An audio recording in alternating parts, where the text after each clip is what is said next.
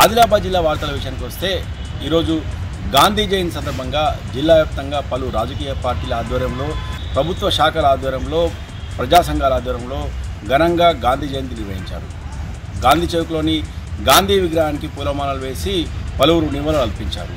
ఈ సందర్భంగా గాంధీ ఆశయాలను కొనసాగిస్తుందని పేర్కొన్నారు.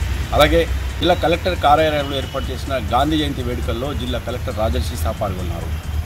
ఈ సందర్భంగా గాంధీజీ చిత్రపటానికి పూలమాలలు వేసి నివాళులర్పించారు. ఈ కార్యక్రమంలో పలు ప్రభుత్వ శాఖలకు సంబంధించిన అధికారులు పాల్గొన్నారు. ఇక మరో వార్తా విషయానికి వస్తే జిల్లాలో బతుకమ్మ వేడుకలు ఘనంగా కొనసాగుతున్నాయి. జిల్లా కేంద్రంలోని విద్యార్థి కళాశాలతో పాటు పలు విద్యా సంస్థల్లో ఏర్పాటు చేసిన బతుకమ్మ వేడుకలలో జిల్లా అడిషనల్ కలెక్టర్ శ్యామలాదేవి పాల్గొన్నారు. విద్యా సంస్థలకు చెందిన విద్యార్థులు హుషారుగా ఈ సంబరాల్లో పాల్గొని తెలంగాణ సంస్కృతి సంప్రదాయాలు ఉట్టుపడే విధంగా బతుకమ్మ వేడుకల్లో పాల్గొన్నారు. ఇక నిర్మల్ జిల్లా వార్తల విషయానికి వస్తే జిల్లా కేంద్రంలోని మున్సిపాలిటీలో మరోసారి పారిశుద్ధ కార్మికులు ఆందోళన బాటపట్టారు.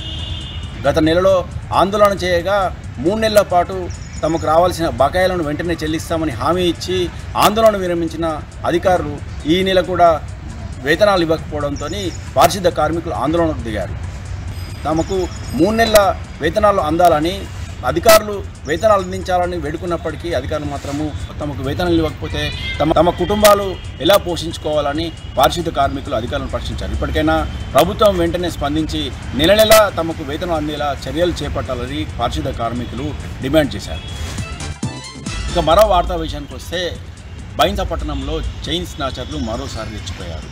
రాహుల్ నగర్లో గంగమ్మనే మైల మెడలోంచి దుండగులు 5 తులాల బంగారు గొలుసులు లాక్కెళ్లారు.